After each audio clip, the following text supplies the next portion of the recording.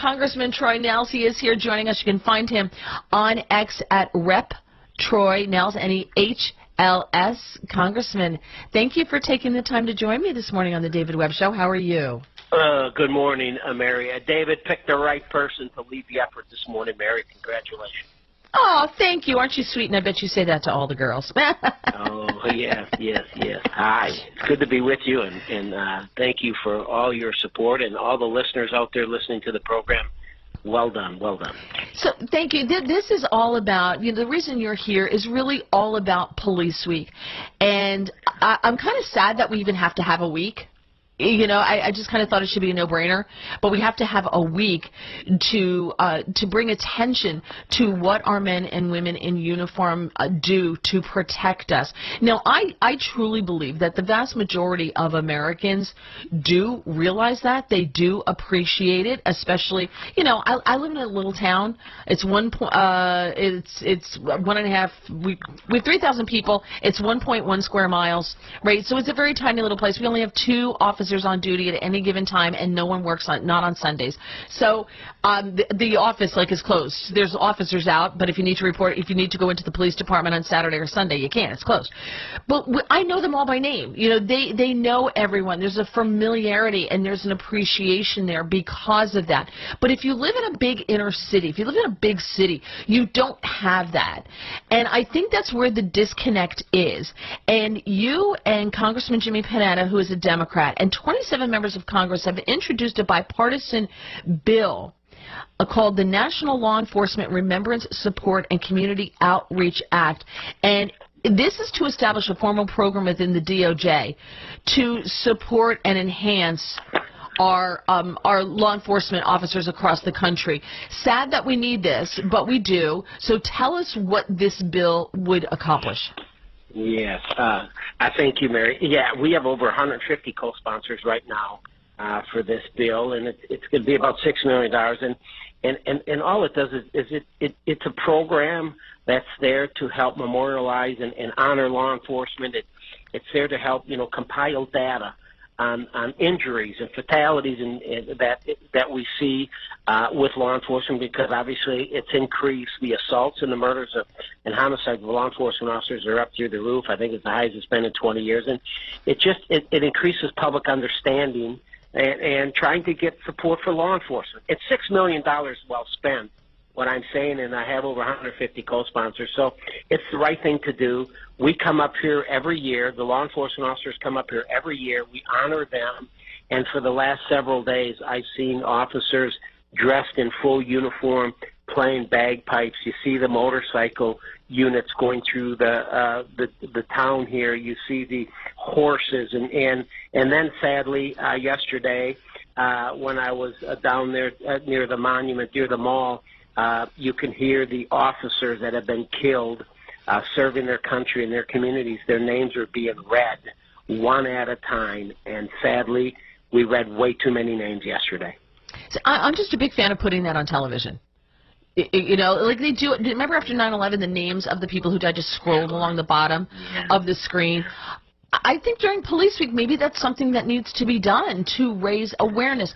But again, I guess my question, my disconnect a little bit for me is that, as I said, the vast majority of Americans support our police officers because we just don't live in a situation, we just weren't brought up that way. I just don't think most Americans are.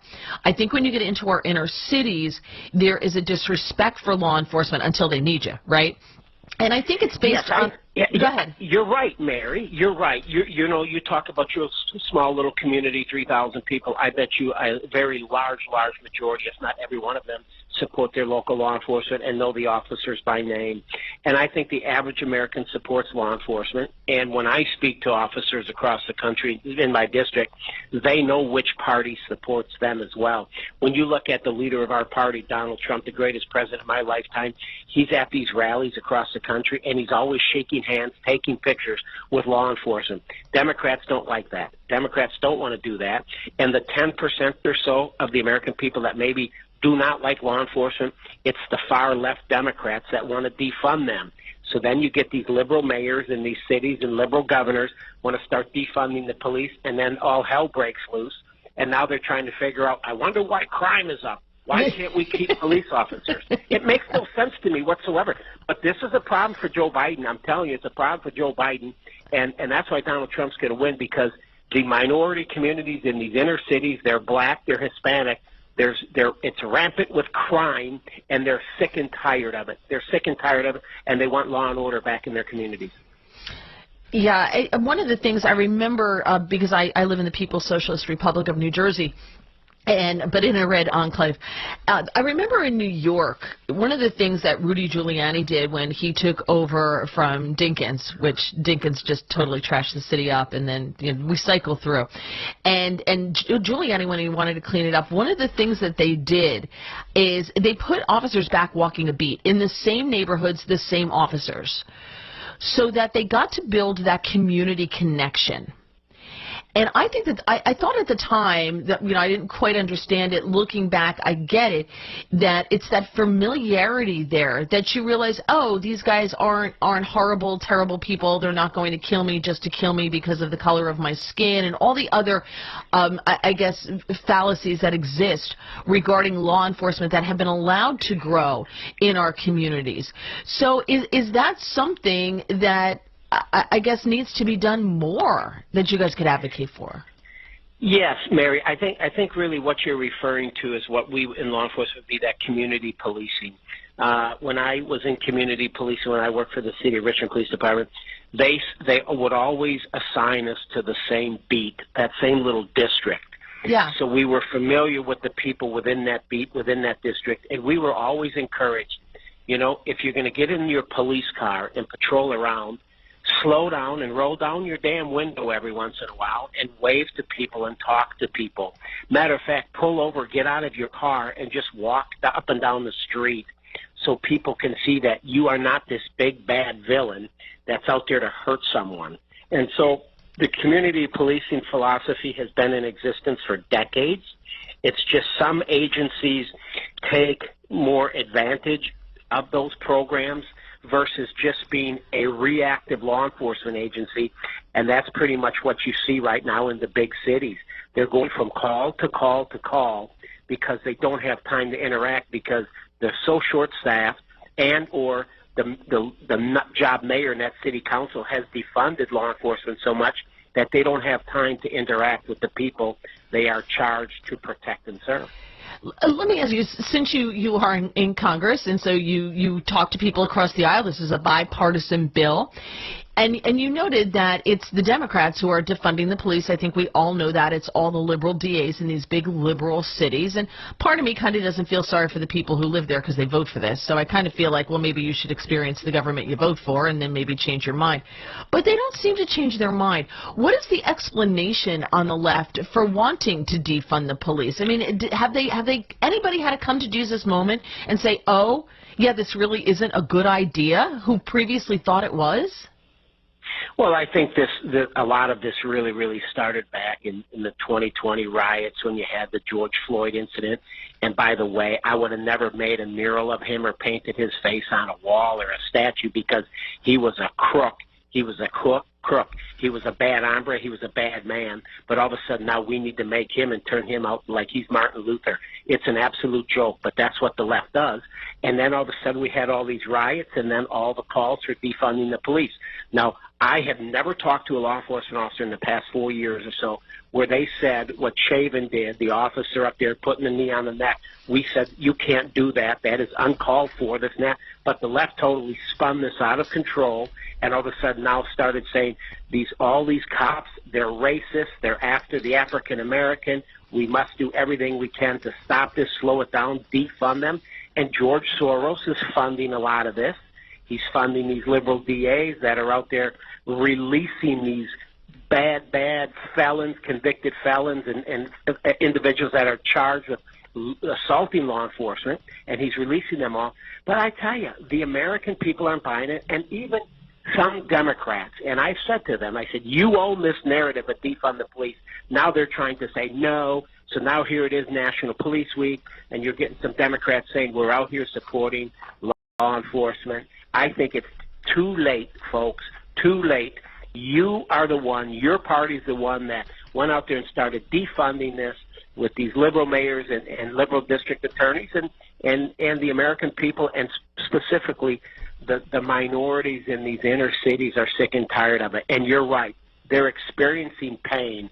It takes pain to get somebody to change their position, and they're going to start voting Republican because they're experiencing the pain. Yeah, well, from your mouth to God's ear. Just very quickly, you had mentioned the rise in the attacks on police officers, and we've hit a 10-year high in 2023 at the rate of assault on American law enforcement, with more than 79,000 officer attacks reported. This is because, though, I think, in large part, due to these liberal DAs who then don't charge these people. The attack on the 2 officers in Times Square by people in the country illegally, they were all let go. But yet, if you had put red MAGA hats on them, I'm sure they would be in pretrial detention for 4 years, and they'd be going away for 5, an additional 5. Yeah, and sadly, the criminals, they know it. The criminals know who their DA is. They know the positions that their DA takes. They probably know that their DA is funded by George Soros. A good example, Alvin Bragg. He's one of those. George Soros funded 75 DAs across this country, and they're all in these big cities, and they're absolutely far-left lunatics. And what's interesting, too, it's just not criminals assaulting law enforcement or having a lack of respect for law enforcement. It's all of these individuals, these college students protesting at these college campuses. They've even interviewed some, and they said, well, we don't care if we get arrested. We know we'll be released within 24 hours. So they even know it. So people, if you live in some of these areas and crime is running rampant, you have no law enforcement officers wanting to work in your communities, you need to wake up, and you need to start holding the mayor and the city council accountable, and you need to start voting for someone else who actually cares about the health and welfare of you, your family, and the American people.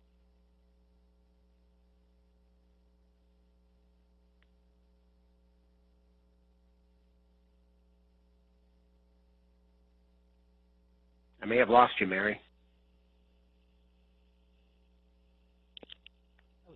Congressman Troy Nehls, there you are. Sorry about that. That was my fault. Sorry about that. Thank you so much for joining us. Really appreciate it. Thank you for your time and, for your time in law enforcement. Who better to address this issue? And thank you also for taking the time to do this bill and talk to Americans about this. Good luck. Thank you. Thank you.